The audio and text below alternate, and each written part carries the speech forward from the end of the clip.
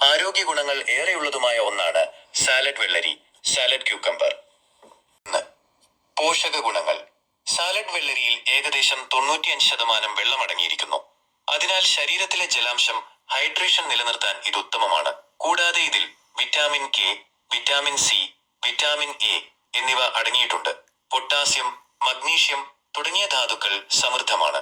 Calorie വളരെ കുറവായതിനാൽ ശരീരഭാരം കുറയ്ക്കാൻ ആഗ്രഹിക്കുന്നവർക്ക് ഇത് ധൈര്യമായി ഭക്ഷണത്തിൽ ഉൾപ്പെടുത്താം.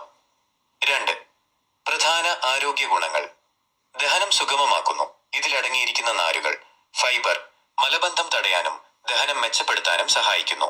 ചർമ്മ സംരക്ഷണം. ചർമ്മത്തിന് തിളക്കം നൽകാനും കണ്ണിന് താഴെയുള്ള തടിപ്പ് കുറയ്ക്കാനും വെള്ളരി കഷ്ണങ്ങൾ ഉപയോഗിക്കാറുണ്ട്. രക്തസമ്മർദ്ദം നിയന്ത്രിക്കുന്നു. ഇതിലെ പൊട്ടാസ്യം രക്തസമ്മർദ്ദം കൃത്യമായി നിലനിർത്താൻ സഹായിക്കുന്നു. വായ്നാറ്റം അകറ്റാൻ സാലഡ് വെള്ളരി ചവച്ചു കഴിക്കുന്നത് വായയിലെ ബാക്ടീരിയകളെ നശിപ്പിക്കാൻ സഹായിക്കും. 3. കൃഷിരീതി. സാലഡ് വെള്ളരി വീട്ടിലെ അടുക്കളത്തോട്ടത്തിലും എളുപ്പത്തിൽ വളർത്താം. സീസൺ. വേനൽക്കാലമാണ് കൃഷിക്ക് ഏറ്റവും അനുയോജ്യം. എങ്കിലും കേരളത്തിൽ വർഷം മുഴുവൻ കൃഷി ചെയ്യാവുന്നതാണ്. മണ്ണ്. നീർവാർച്ചയുള്ള മണൽ കലർന്ന മണ്ണാണ് നല്ലത്. പരിചരണം. വിത്ത് പാകി 45 മുതൽ 50 വരെ ദിവസത്തിനുള്ളിൽ വിളവെടുപ്പ് തുടങ്ങാം. പന്തൽ കെട്ടി പടർത്തുന്നത് കായ്കൾ കേടാകാതിരിക്കാൻ സഹായിക്കും.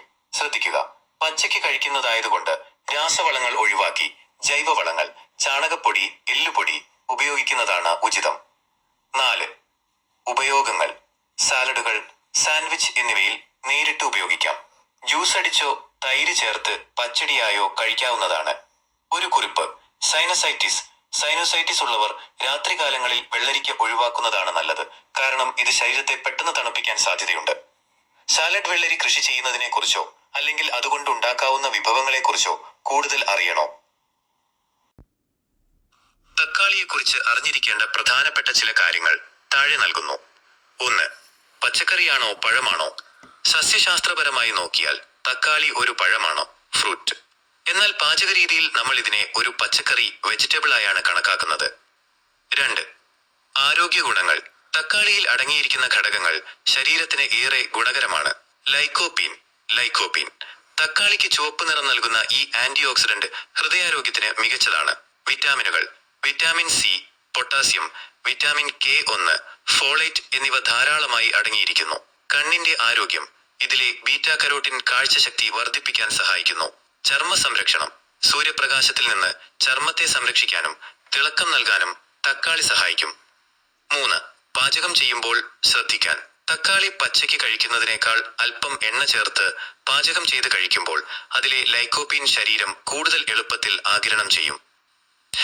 ഒരു രസകരമായ വസ്തുത, ലോകത്ത് 10,000-ലധികം ഇനം തക്കാളികൾ ഇന്ന് കൃഷി ചെയ്യപ്പെടുന്നുണ്ട്. ഒരുപാടുണ്ട്. മലയാളികളുടെ വീട്ടുമുറ്റത്തെ ഒരു സൂപ്പർ ഫുഡ് എന്ന് തന്നെ മുരിങ്ങയെ വിളിക്കാം. മുരിങ്ങയിലയെക്കുറിച്ചുള്ള പ്രധാന വിവരങ്ങൾ താഴെ നൽകുന്നു. 1. പോഷകങ്ങളുടെ കലവറ.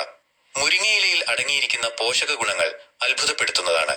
വിറ്റാമിനുകൾ. വിറ്റാമിൻ എ, സി, ഇ എന്നിവ ധാരാളമായുണ്ട്. ഇത് കണ്ണിന്റെ കാഴ്ചയ്ക്കും ചർമ്മത്തിന്റെ ആരോഗ്യത്തിനും മികച്ചതാണ്. കാൽസ്യം. പാലിലുള്ളതിനേക്കാൾ കൂടുതൽ കാൽസ്യം മുരിങ്ങയിലയിലുണ്ടെന്ന് പറയപ്പെടുന്നു. ഇത് എല്ലുകളുടെയും പല്ലുകളുടെയും ആരോഗ്യത്തിന് അത്യാവശ്യമാണ്. ഇരുമ്പ്, അയറൺ, വിളർച്ച, അനീമിയ തടയാൻ മുരിങ്ങയില മികച്ചതാണ്. പ്രോട്ടീൻ. സസ്യഭക്ഷണങ്ങളിൽ ഇത്രയധികം പ്രോട്ടീൻ അടങ്ങിയ ഇലകൾ കുറവാണ്. 2. പ്രധാന ആരോഗ്യ ഗുണങ്ങൾ. പ്രതിരോധശേഷി. ശരീരത്തിന്റെ രോഗപ്രതിരോധ ശേഷി വർദ്ധിപ്പിക്കാൻ സഹായിക്കുന്നു. പ്രമേഹ നിയന്ത്രണം. രക്തത്തിലെ പഞ്ചസാരയുടെ അളവ് കുറയ്ക്കാൻ മുരിങ്ങയില സഹായിക്കുമെന്ന് പഠനങ്ങൾ സൂചിപ്പിക്കുന്നു. കൊളസ്ട്രോൾ. ചീത്ത കൊളസ്ട്രോൾ കുറച്ച് ഹൃദയാരോഗ്യം സംരക്ഷിക്കുന്നു. ദഹനം. നാരുകൾ, ഫൈബർ ധാരാളം അടങ്ങിയിട്ടുള്ളതിനാൽ ദഹന പ്രക്രിയ സുഗമമാക്കുന്നു. 3. ഉപയോഗിക്കുന്ന രീതികൾ. മലയാളി വീടുകളിൽ പലതരത്തിൽ മുരിങ്ങയില ഉപയോഗിക്കാറുണ്ട്. തോരൻ. ചെറുതായി അരിഞ്ഞ് തേങ്ങ ചേർത്തുണ്ടാക്കുന്ന മുരിങ്ങയില തോരൻ വളരെ രുചികരമാണ്. സൂപ്പ്. ഇലകൾ വേവിച്ച് ഊറ്റിയെടുത്ത വെള്ളം സൂപ്പായി കുടിക്കുന്നത് ഉന്മേഷം നൽകും. പരിപ്പ് കറി. പരിപ്പിനൊപ്പം മുരിങ്ങയില ചേർത്ത് വേവിക്കുന്നത് കറിക്ക് പ്രത്യേക രുചിയും ഗുണവും നൽകുന്നു. ശ്രദ്ധിക്കുക, മുരിങ്ങയില അമിതമായി വേവിക്കരുത്.